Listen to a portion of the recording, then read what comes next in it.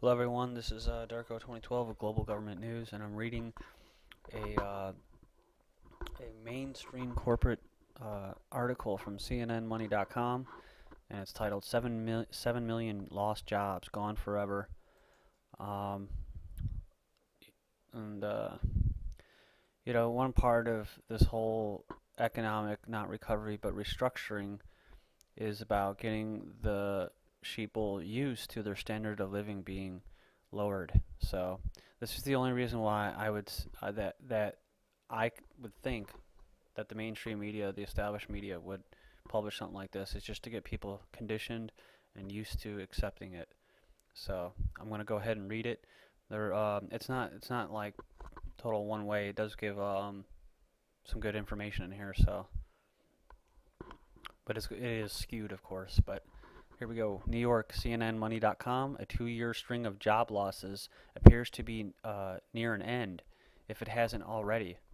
But most economists don't expect the employment picture to significantly improve anytime this year, or over the next few years for that matter.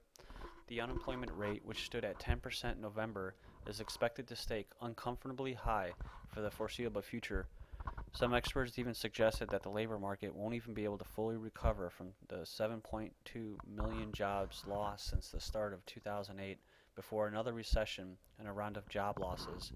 There probably won't be a jobless recovery like the 21-month period that followed the 2001 recession, during which an additional 1.1 million jobs were lost. Most economists are looking for employers to start adding to U.S. payrolls earlier this year. Some believe the government will report an increase in jobs for December this Friday. That would be the first increase in payrolls in the first 2 years, although the consensus of economists surveyed by Briefing.com is for another loss of 35,000 jobs. And as far as the jobs go, um, we all know that the manufacturing jobs are gone for good. Even Vicente Fox, the ex-president of Mexico, told Americans, Detroit citizens in particular, to get over it. Your jobs are gone. Um, so there's a hint of truth to that.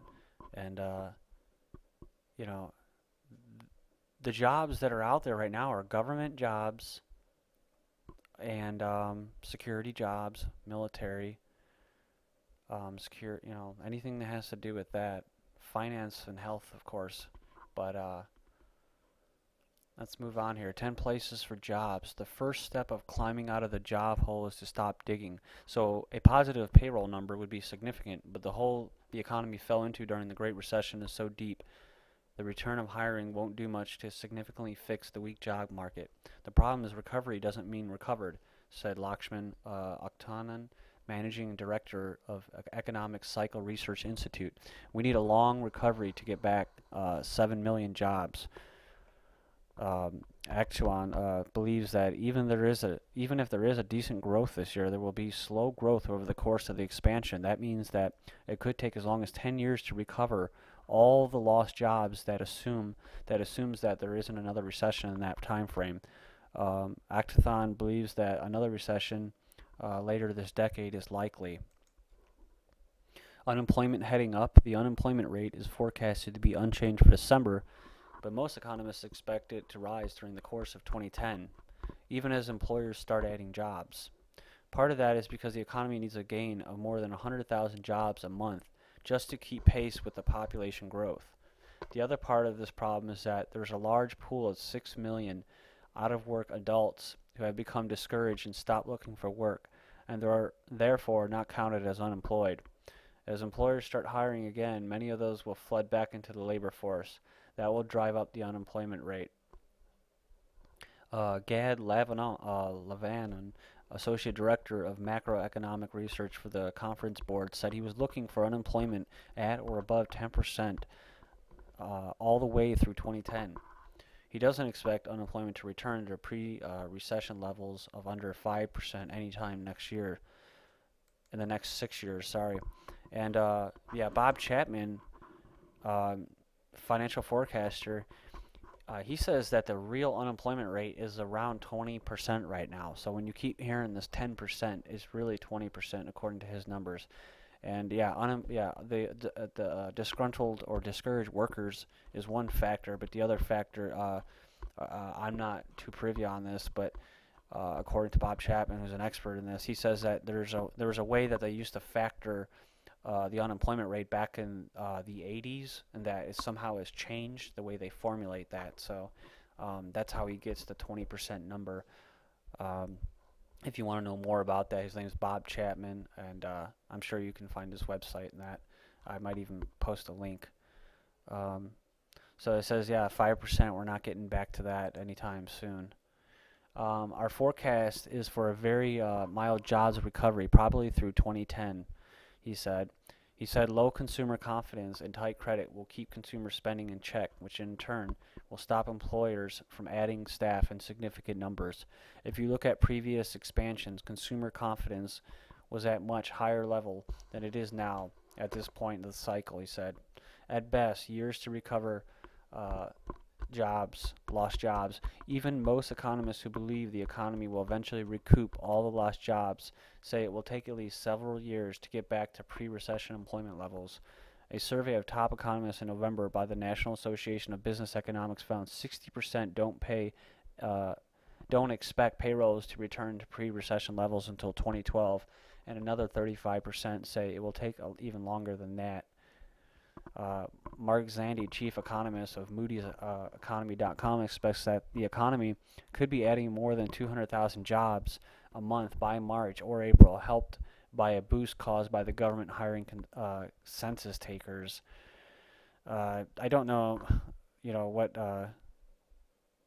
what that's going to really do. Like I said, the biggest employer right now is the government, and these census, I'm not really all for those, and I don't really want to go into the whole census thing because it's a they're invading your privacy and they're asking all these invasive questions like do you own a gun and all that. So and they're GPSing, or at least from what I've heard and read, they're GPSing, and people that actually called into a show that I listened to. So they're calling that last year they were GPSing people who were veterans, their house, their locations, and that. So.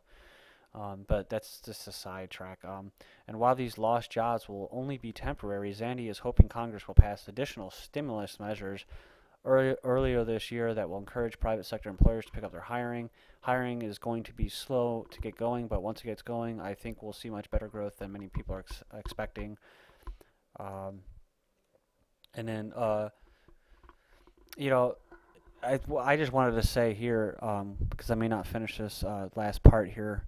You guys can go ahead and read it if you want, but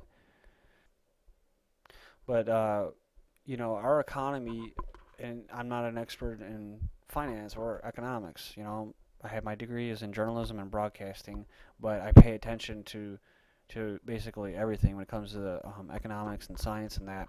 So I'm not an expert, but I'm just giving my opinion. Is that from what I've seen, just learning, not knowing anything about the economy at all, and being taught that we live in like a capitalist, which you would think would be free market economy, and then the more I learned that it wasn't, that it was in fact, I guess you would call it a corporatist or fascist economy, whatever word you prefer, but it basically means big government and big businesses. And you would, for anybody that thinks that big businesses don't like big government, you're wrong. They love big government because it kills competition, and that they'll always be bailed out with stimuluses. That's what a corporatist fascist economy is. It's big monopolies that are basically should have gone under, but the only reason they're staying up is because they're constantly be given money to build up whatever capital, or just have money on their books so that they can spend. But this is the thing. It's not, the whole point of this is restructuring. It's not recovery. They're not lending. And they're going on television saying, besides the Federal Reserve, but so they can keep interest rates artificially low. But they're telling the people, oh, this is bad, it's bad, it's so bad, and they're killing confidence as far as consumer spending goes. But I don't think this is our way out.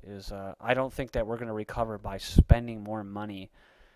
You can't, from everything I've heard from Ron Paul, who is an expert in finance and economics, says that you cannot spend your way out of a recession or depression, and you cannot spend money, government money, to create jobs. So that's all I got to say about that. Leave your comments. Thank you.